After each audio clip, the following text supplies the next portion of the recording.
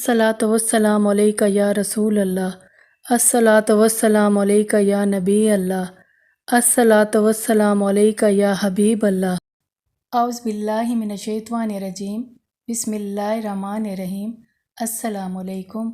अल्हम्दुलिल्लाह एक और नई वीडियो के साथ हाजिर हूँ। कैसे हैं आप सब?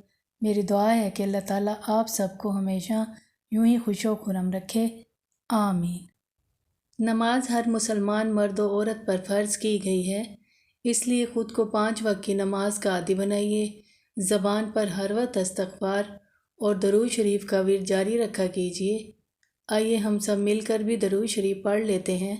सल्लल्लाहु अलैहि व आलिहि वसल्लम। आज की आयत का तर्जमा पेश खिदमत है।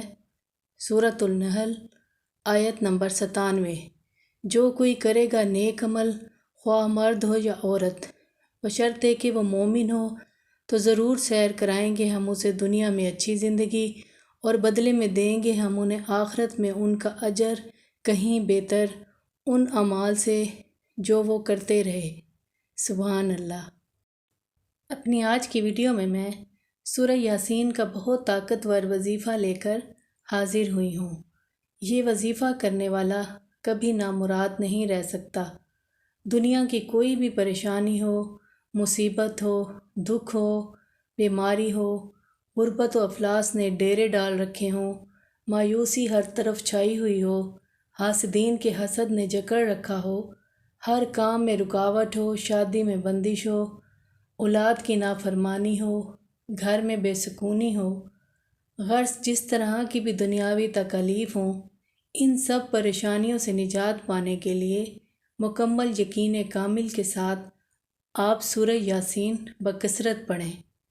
जितने एतमाद और यकीन के साथ कि इंशाअल्लाह ताला मेरा मसला ज़रूर हल हो जाएगा, आप सूरह यासीन बकसरत पढ़ें। जितनी आप यकीन कामिल के साथ सूरह यासीन पढ़ेंगे, उतनी जल्दी इंशाअल्लाह ताला आपकी मुराद पूरी हो जाएगी। अल्लाह ताला हम सबको मुसीबत और परेशानियों से निजात दिलाए, आमीन। आज के लिए इतना ही। इंशाअल्लाह ताला एक और नई वीडियो के साथ दोबारा हाजिर खिदमत होंगी। अब इजाज़त चाहूँगी। अल्लाह ताला हम सब का हामी और नासिर हो। अल्लाह हाफिज़।